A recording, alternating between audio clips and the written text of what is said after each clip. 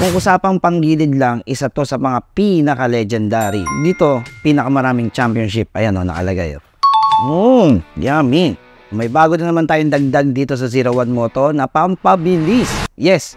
Sun Racing. Ito kasama na natin ang Sun Racing ngayon dito sa 01 Moto. At ito naman Sun Racing is proven and tested na to. Kung usapang panggilid lang, isa to sa mga pinaka-legendary, di ba? Bukod pa yan sa mga nagsusulputan ngayon na magagaling. Ito ang lolo nila. Dito nagsimula ang lahat. Dito, pinakamaraming championship. Ayan o, nakalagay o. So, unbox natin sila. Ano nga ba ang kailangan nyo pag sinabi nyo isang set ng panggilid? So, meron kayong dapat lining, meron kayo dapat bell, bola, center spring, at yung pinaka-importante, yung pulley drive face. Tara, unbox natin to. Pakita ko sa inyo. Yummy! So, ito lang naman ang laman nito sa loob. So, pulley and drive face. So, ayan na siya. May design na. 13.5. Hindi na kailangan pag malaki yung basic na sa lahat yan ngayon. At, yung sticker. Ito na. Ang binabayaran dito.